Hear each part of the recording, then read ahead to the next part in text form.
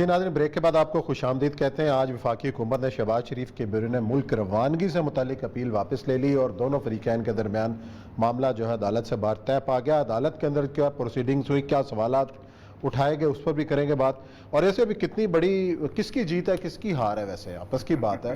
کیا ریلیف ملا شہباز شریف صاحب کو اور حکومت کی کیا بچت ہوئی ہے، لیکن جو ریمارکس دیے ہیں وہ تو بڑے خوفناک ہیں۔ بہت خوفناک ہے۔ سب سے بڑے سوال جو ہے نا اس کے سوال میں پڑھ کے دکھا دوں ذرا کچھ سوال ہے۔ اعجاز الحسن صاحب نے جو استفسار کیا، انہوں نے پہلا کیا شہباز شریف صاحب کا کیس سسٹم کے تحت مقرر ہوا یا خاص طور پر درخواست اعتراض کے لیے مقرر ہوئی، نمبر 1۔ اس کے بعد رجسٹرار لاہور ہائی کورٹ نے جو بتایا، فیصلہ ہوا تھا کہ اعتراض پر فیصلہ درخواست کے ساتھ ہی ہوگا۔ جمعے کو 9:30 بجے اعتراض لگا اور 11:30 پر کیس کی سماعت ہوئی۔ حکومتی وکیل کو ہدایت لینے کے لیے 30 منٹ دیے گئے۔ پھر جسٹس صاحب پھر استفسار کرتے ہیں کہ ایک سال میں کتنے مقدمات ہیں جس کی سماعت جمعے کو 12 بجے ہوئی، بتایا جائے کہ کتنے مقدمات میں یک طرفہ ریلیف دیا گیا۔ ہائی کورٹ نے یہ بھی نہیں پوچھا کہ شہباز شریف کا نام کس لسٹ میں موجود ہے کہ وہ باہر جا سکتے ہیں نہیں جا سکتے۔ اس کے بعد پھر جو معاملہ جو باہر آتے ہیں، دیکھیں پہلی بات یہ ہے کہ پورا کوسچن مارک ہے ہمارے جوڈیشل سسٹم کے اوپر۔ اور میرا خیال یہ ہے کہ جب یہ سوال اٹھتے ہیں کہ سب سے بڑی بات ہے کہ 12:30 بجے ہائی کورٹ میں آپ کو پتہ مسجد ہے، نماز ہو جاتی ہے، نماز کا وقفہ شروع ہو جاتا ہے۔ ایک دوسرا سب سے امپورٹنٹ ترین ہے کہ انہوں نے پوچھا ہے کہ یک طرفہ کہ حکومت سے پوچھے بغیر، ان کی رائے لیے بغیر آپ نے کیسے ریلیف دیا۔ پھر اس کے بعد یہ ہے کہ کیس صبح لگتا ہے دوپہر کے بعد، اس کے بعد آپ کو اس کے 12:30 بجے بلا دیتے ہیں تشریف لیں۔ تو یہ بیسیکلی کوسچن تھا پاکستان کے عدالتی نظام کے اوپر، اور خاص طور پہ لاہور ہائی کورٹ کے اوپر، اور خاص طور پہ ہائی کورٹ کے رجسٹرار آفس کے اوپر کہ رجسٹرار آفس کا بات ہے ساری کی ساری جو پیس ہے رجسٹرار آفس پر آتا ہے، لیکن رجسٹرار آفس نے اگر ایسا کیا ہے تو کیا اس کے بعد پتہ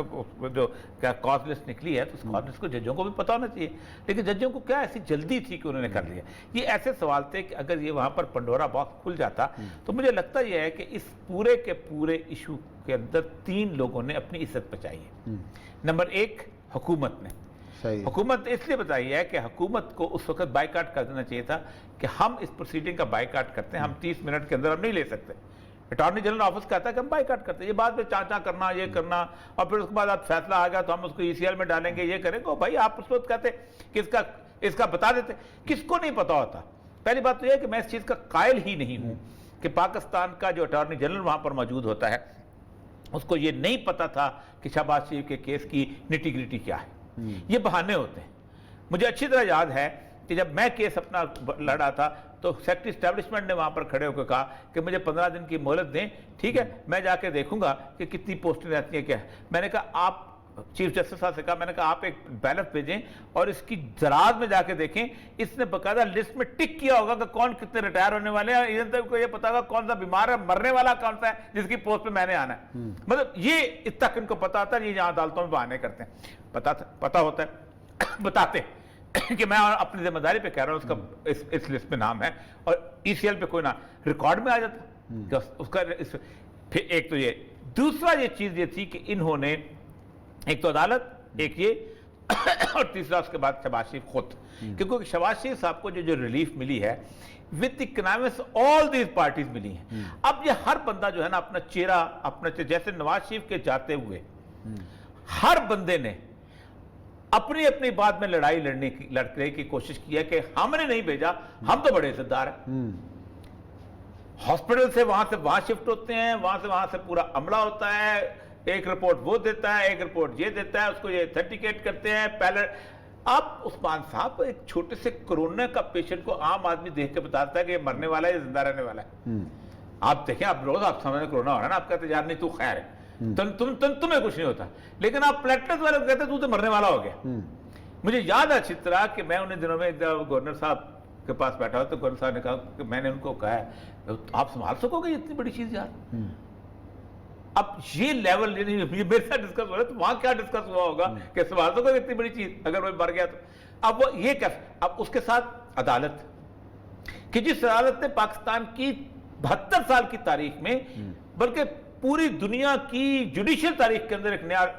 ٹرینڈ دیا کہ ہم ایک آدمی کو جو کنوکٹڈ ہے اس کو بھی ہم باہر بھیج سکتے ہیں۔ پھر شہباز شریف، تو اصل مسئلہ یہ ہے کہ پاکستان کے عوام جو ہے نا وہ بہت بیوقوف ہے، سچی بات بتاؤں۔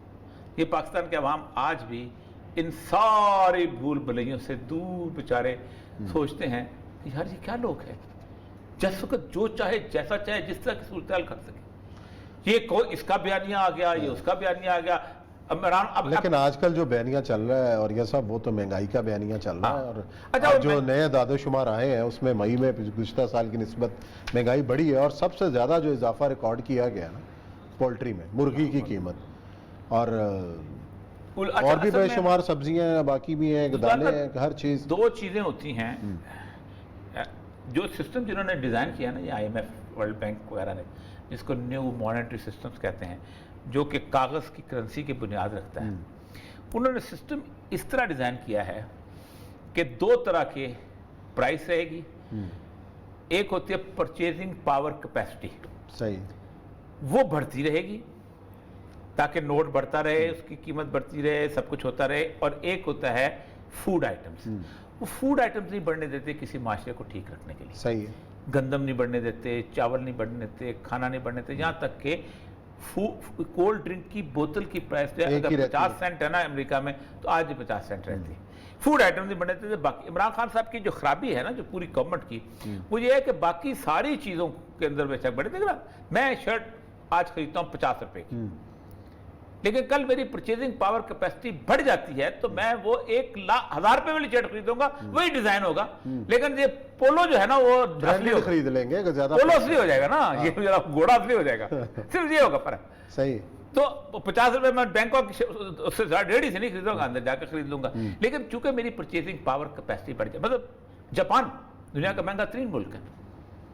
ٹکٹ جو ہے اس کی گاڑی کی, اس کی ہوٹل کا کرایہ کتنا مہنگا ہوتا ہے, لیکن اس کے ساتھ ساتھ جو اس کی ویجز ہیں وہ بڑھتی جاتی ہیں, وہ ویجز بڑھاتے ہیں, کیونکہ وہ سمجھتے یہ ہیں کہ 3 سیکٹرز ہوتے ہیں جن کے جو بیسیکلی ہوتے ہیں افیکٹ اس کے اندر. ان میں سے 2 سیکٹر ایسے ہوتے ہیں کہ جو اپنا کام کر لیتے ہیں. مثلا انڈسٹریلسٹ ہے نا, مہنگائی ہوئی ہے, اس نے نہیں دیکھنا, اس نے اپنی قیمت ریز کر دینی. صحیح, مثلا پیٹی تاجر ہے, ٹرانسپورٹر ہے, ایون ریڈی والا ہے, ایون چنچی والا ہے, اس نے بھی اپنی قیمت رائز کر دی. اس نے بلکہ 1 روپیہ کی بجائے 1.5 روپیہ منافع کمانا. 2 لوگ ہوتے ہیں کہ جن کو کمپنسیٹ کیا جاتا ہے اس پرائس رائز سے. اس کے 2 طریقے ہوتے ہیں کمپنسیٹ کرنے. ایک طریقہ یہ ہوتا ہے کہ آپ نوٹ جو ہے نا اپنا شروع کر دیتے ہیں اور وہ انفلیشن پیدا کر کے آپ اس کو کمپنسیٹ کرتے ہیں. وہ کہتا ہے میرے پیسے, میرے اب 100 روپے کی بجائے 200 روپے میرے زیادہ ہو گئے. 2-2.5 سال میں فسکل سپیس شاید گورنمنٹ کے پاس نہیں تھی, تو انہوں نے اس دفعہ گورنمنٹ کے ہم لوگ امپلائز کو, گورنمنٹ امپلائز میں سے کچھ 5 لاکھ فیڈرل گورنمنٹ کے, آپ اس طرح ملا ملو کے 35-40 لاکھ بندے جو ہیں یہ اس وقت پوری پاکستان کے امپلائز جو ہیں, ان کی اگر وہ پے بڑھ جائے گی تو اس کی بھی ہو جائے گی. دوسرا یہ ہوتا ہے کہ آپ کے امپلائز جو کہ یہاں پر ہیں, اس میں بھی نا جو سیلف امپلائڈ ہے نا وہ بھی مار نہیں کھاتا. مثلا مستری بھی اپنے ریٹ بڑھا لیتا ہے, مزدور بھی بڑھا لیتا ہے, یہ سب بڑھا لیتے ہیں. وہ بندہ جو کہ کسی جگہ پہ ایک پیٹی ملازم ہے نا, مثلا ٹی وی میں کام کرتا ہے یا کسی کی دکان پر کام کرتا ہے, اس بیچارے کی تنخواہ بڑھ جاتی ہے. کرنا یہ چاہیے عثمان صاحب کہ دنیا پوری میں فوڈ آئٹم کو ختم کرنے کے لیے, اس کی بڑھانے کے لیے, اس کے اندر آپ اسینشل آئٹمز کی جو ہے یا تو مانگ بڑھا دیتے ہیں یا آپ امپورٹ زیادہ کر لیتے ہیں, ایکسپورٹ بند کر دیتے ہیں تاکہ مارکیٹ فلڈڈ ہو اور وہ پیسے جو ہے وہ اس پہ لیول پہ آئے. جہاں تک قیمتوں کا تعلق ہے, متعین کرنے کا رسول اکرم صلی اللہ علیہ وسلم کی اس سنت کے مطابق میں تو کہوں گا قیمتیں گورنمنٹ نہ مقرر کرے, مارکیٹ فلڈ کرے. کیونکہ آپ صلی اللہ علیہ وسلم کے پاس لوگ آئے, ان کا مہنگائی ہو گئی ہے تو آپ قیمت مقرر کر دیں. آپ نے کہا قیمتیں اللہ پر متعین کرتا ہے, اور یہ principle of demand and supply رسول اللہ نے. ٹھیک ہے, میں نہیں چاہتا کہ ایسی بات کروں اللہ کی نافرمانی کی ہو, میں اس طرح اللہ کے حضور پیش ہو جاؤں. یہ اتنی بڑی بات آپ صلی اللہ علیہ وسلم نے کی. اس کا مطلب یہ ہے کہ اگر آپ کرتے ہیں, ایک تو یہ ہے کہ آپ کو مکمل طور پہ سیکٹورل لیول پہ بند کر دینا چاہیے, نہ یہاں سے چینی جائے, نہ سے آٹا جائے, یہاں سے کھاد جائے, نہ کوئی اور چیز جائے, آپ اس کو. دوسرا یہ تھا کہ آپ اس کے اوپر, اور تیسرا یہ ہوتا ہے کہ آپ ٹیکس فری کر دیتے ہیں فوڈ آئٹمس کو. آپ فلور ملز پہ, باقی لوگوں پہ, کسی بندے کو کسی قسم کا ٹیکس ختم کر دیتے ہیں تمام. ایون شوگر نہیں, اگر ان پر لگتے بھی ہیں تو ان کا بوجھ تو عوام کو ہمیں ہی اٹھانا پڑتا ہے نا. عوام پہ 17% جی ایس ٹی اضافی ہمیں نے دینا, انہوں نے کچھ نہیں دینا. آپ فوڈ دیکھو نا, اگر آپ 70% جی ایس ٹی نکالیں گے تو قیمت گر جائے گی نا. گر جائے گی بالکل. ٹھیک, تو آپ کے پاس اگر فسکل سپیس آ گئی, لیکن عمران خان صاحب کو سمجھانے والا کوئی نہیں ہے نا. مسئلہ ہے عمران خان یہ کسی کو بھی نہیں سمجھانے والا ہوتا یہ کسی کو بھی یہ ہمیشہ ہوا یہ ہے آپ مجھے بتائیں عثمان صاحب جو قیمت میں نے 1950s تو میں نہیں تھا 60s میں نے جو خریدی ہے کیا آج واپس آئی جو 70 میں نہیں واپس آئے جو 80s میں نہیں واپس آئے یہ واپس ہم لانا چاہتے نہیں ہیں اس کی وجہ یہ ہے کہ ہم چاہتے یہ ہیں کہ یہ ہمارا نہیں انٹرنیشنل سسٹم یہ ہے کہ نوٹوں کی بوریاں بھرتی جائیں اور اناج کی بوریاں کم ہوتی جائیں کیونکہ جب تک یہ بیلنس نہیں کریں گے وہ جو آرٹیفیشیل کریڈٹ کی ویلیو نہیں بڑی پورے سودی نظام کا سسٹم یہی ہے اور ہم اس میں جب تک اس سے نکلتے نہیں ہیں اسی لیے رسول اکرم صلی اللہ علیہ وسلم فرمایا اس چیز کے بارے میں تجارت کرو جس کو اکیلے لے جا کے بیچ سکو تو اس کی اپنی ویلیو ہو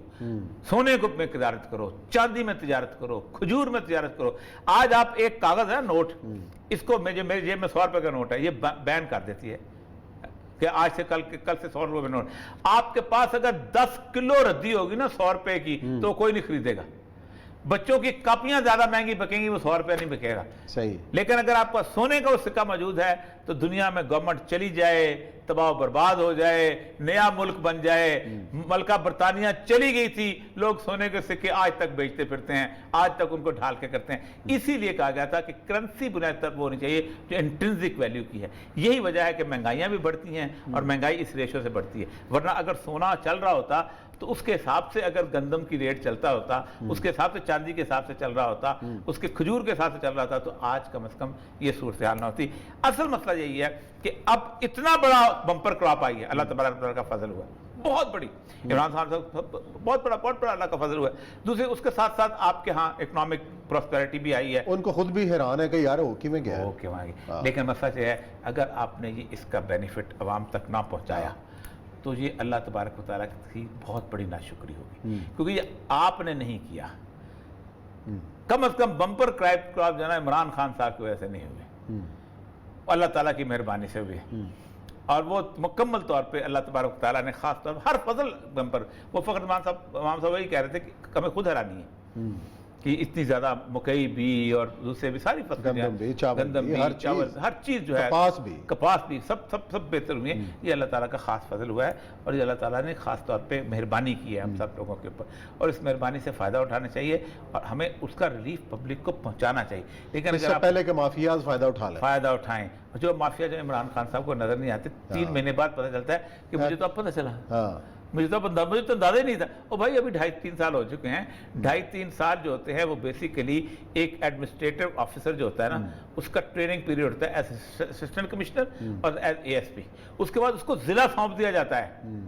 جو بندہ 2.5 سال اسسٹنٹ کمشنر رہ جائے جو بندہ وہ DC بن جاتا ہے جو بندہ 2.5 سال STPO رہ جائے یا ASP رہ جائے اس کو SP لگا دیتے ہیں پورے ضلع کا آپ 2.5 سال پروبیشن پیریڈ گزار چکے ہیں عمران خان صاحب اب آپ کو یہ ایکسکیوز نہیں کر سکتے کہ اب مجھے پتہ نہیں چلتا چلے جی دیکھتے ہیں کب پتہ چلتا ہے اور اس کے اثرات کب عوام تک منتقل ہوتے ہیں اس کا انتظار رہے گا عوام کو بھی ہمیں اور آپ کو بھی یہاں لیتے ہیں بریک اور بریک کے بعد آئیں گے اور پھر عمران خان صاحب کا ہی ذکر کریں گے افغانستان کے حوالے سے انہوں نے کیا کہا اور آخر کیا اسٹریٹجی کیا ہے حکمت عملی کیا ہے حکومت کی